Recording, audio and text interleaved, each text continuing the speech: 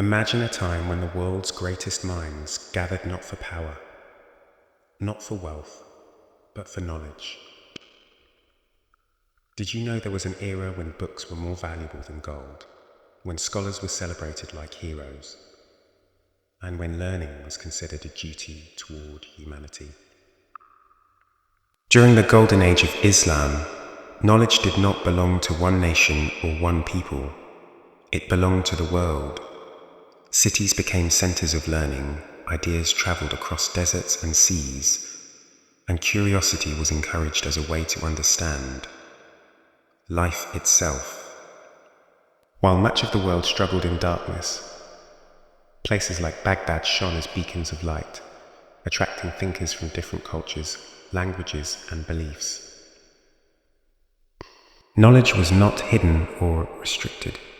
It was shared, taught, debated, and improved, turning learning into a global mission rather than a local pursuit. During this era, education was woven into everyday life. Scholars traveled thousands of miles in search of a single lesson. Students gathered in libraries and study circles, and rulers supported learning because they understood that an educated society was a strong society. Mathematics, medicine, astronomy, philosophy, and language were studied together, not as separate subjects, but as parts of a greater effort to understand the universe and serve humanity. Books were copied by hand, preserved with care, and distributed widely so ideas could reach as many people as possible. Knowledge moved freely across regions connecting Central Asia, the Middle East, North Africa, and beyond. This openness created a shared intellectual culture where learning crossed borders and united people through ideas rather than dividing them through differences.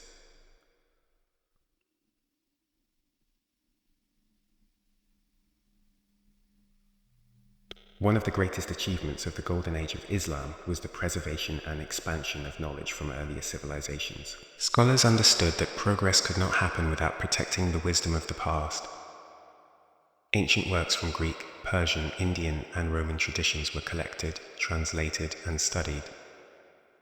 But this was not simple copying.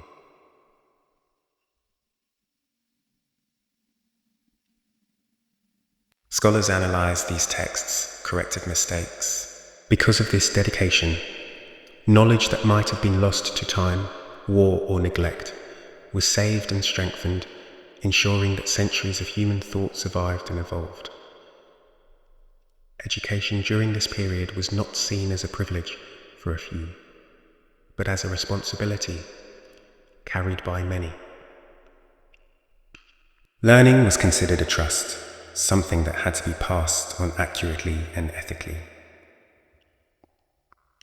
Teachers were respected, students were encouraged, and communities took pride in supporting education.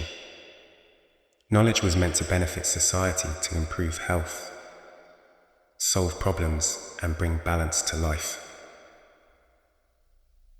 This sense of responsibility produced doctors who saved lives, engineers who built cities, astronomers who mapped the skies, and scholars who documented law and history. Disagreement and debate were welcomed because they led to deeper understanding. Critical thinking was encouraged, and intellectual humility was valued. Education shapes not only minds but character, creating individuals who understood that knowledge carried an obligation to serve others.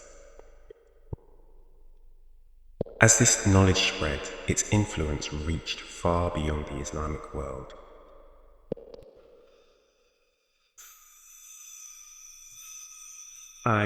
Translation age ideas traveled westward into Europe. Texts preserved and developed by Muslim scholars introduced new methods of reasoning, experimentation, and mathematical precision.